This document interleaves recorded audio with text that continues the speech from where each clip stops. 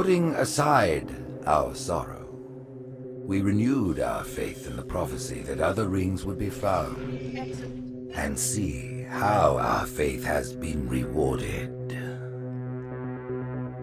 The Covenant used to be the main threat, and it was a MacGuffin in the original Halo series because the real threat was the Forerunner legacy and the Flood itself. The Forerunners have been the source of so much mystery throughout the Halo franchise. It was something that was just fascinating to us. So far it's been a lot of stumbling into their belongings. Like we found Halos. And now we found something more. We found the Prometheans. There's a degree of animalistic fierceness that maybe you didn't see in previous games. The conditions and the context are what pit a hero and antagonist against each other. For this game, we're going to get to see a lot of complexity to their civilization. From their worldview, what they're doing has to make sense. Trying to figure out ways to tell that story without interfering with the shooting aspect of it has been a really challenging thing. We've gotten glimpses of this Forerunner presence that was kind of always there, open as to whether it would ever erupt. And it did. We're trying to really take game systems and manipulate them and give them emotional coloring and context. We wanted to create something that could stand alone and be an enemy that is just as challenging, just as engaging as the Covenant has been in the past for Halo. A lot of that initial discussion was around if you had this incredibly evolved race and they were well beyond humanity, the Covenant, what would that look like?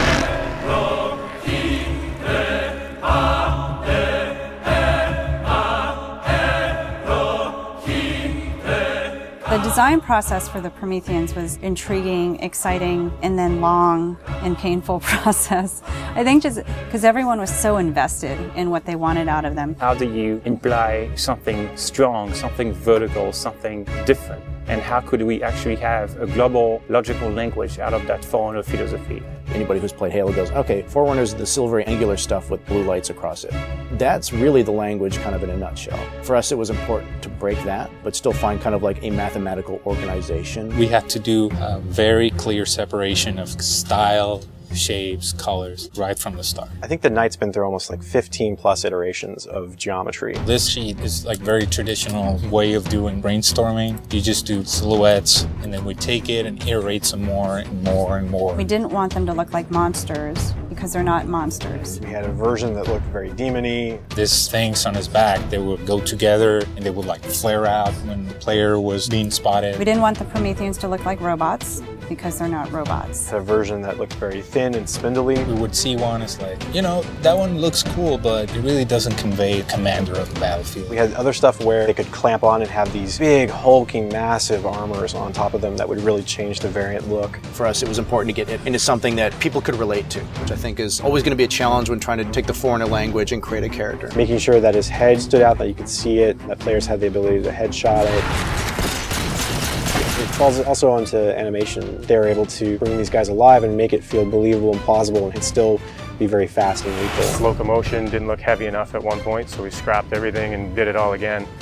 The Knight's like 12 feet tall, so if it doesn't feel heavy and menacing as it's walking around and doesn't intimidate the player, then we're not doing our job. There were not a lot of real-life elements that we could take. There are joints there, some of them are not physically connected. They're holed up with the space in between them, which is some of the features that the architecture has, which is big, massive buildings like floating, defying gravity.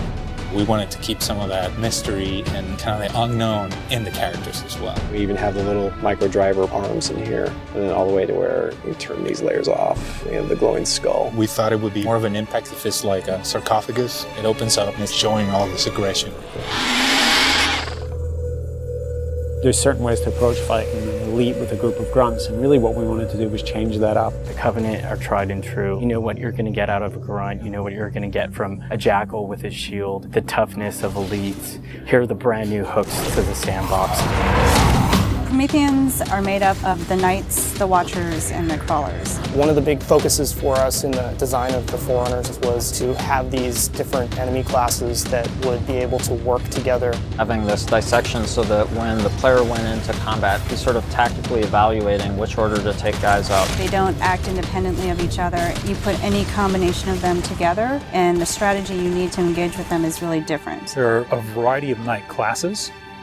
and each one of them is progressively more powerful. But your base knight actually starts just a little bit more powerful than an elite. But in addition to that, we wanted the knight to have his own set of traits and abilities. There's all kinds of these special features of each one of these characters that players haven't played in a Halo game before. You think about basic combat encounter design, a lot of the challenges designers face is how to introduce enemies. What would a Promethean do if it could bend time, space, form, matter? Knights can phase in out of anywhere. He's able to go where he needs to at any time, which is something the Covenant can't do.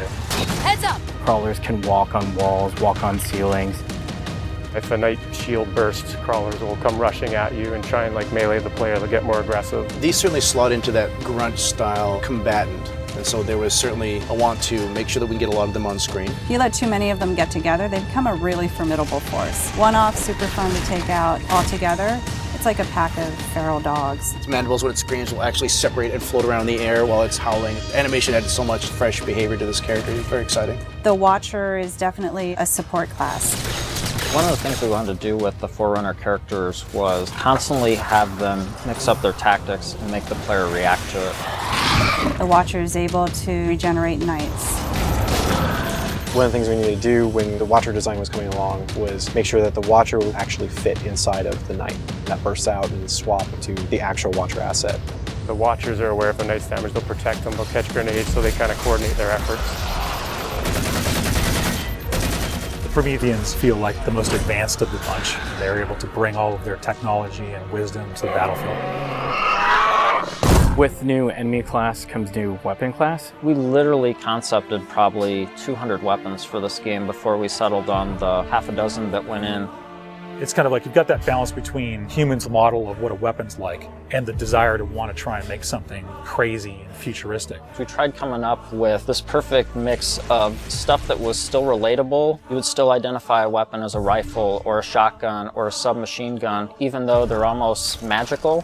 The Forerunner Scattershot was probably the first one where we really nailed the design on it. Everybody loves the hinge action shotgun, so we tried doing something like that so that the reload animation would be to cock it up and the front half would smash together. Every time you pick up a Forerunner weapon, it forms in your hand. So that sort of kicked off the component of having these guns form around the player. So there's that moment of like, oh, what is this gun? What does it do? And then when it comes into shape, it's kind of immediately identifiable. What makes the Forerunner weapons distinct is that usually they have dual purpose. So for instance, from the bolt pistol, you can charge it up and have something that's equivalent to almost like a shotgun blast. In the case of the light rifle, we actually experimented with doing dual firing modes.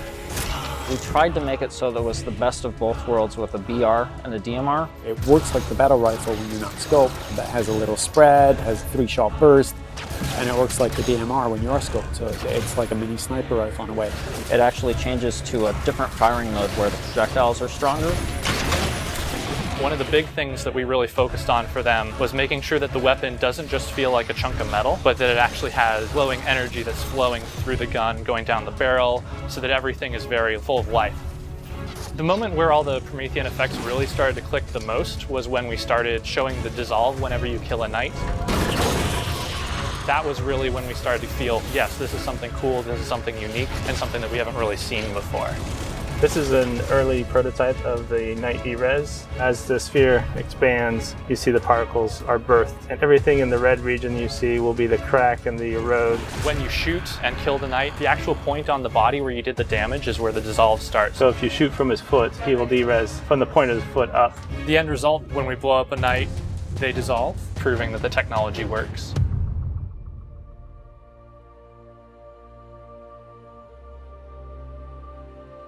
I look at the changes that we're making, and it really feels like we're making a sequel to Halo 3. And that's exactly what we're setting out to do. We have the Covenant from previous games. We have the UNSC. We had all these things to take from, like, all right, we can make a new take on this, but we had zero information to some of this Forerunner stuff. We're not just on a Halo, we're on a whole planet now.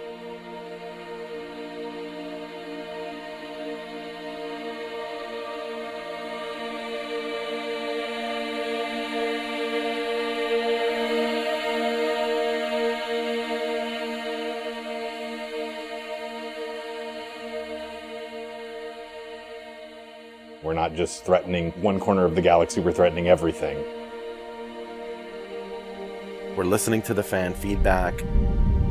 We're incrementally evolving different aspects of the game design, but there's nothing really revolutionary. And I think that's important, because I think really good design is evolutionary, not revolutionary. And I think at some points we got in our heads with this game that we're just going to make another Halo. I don't think that's what people want. They may think they want that, but what they really want is something that speaks to the things that they love, but then provides them with something new.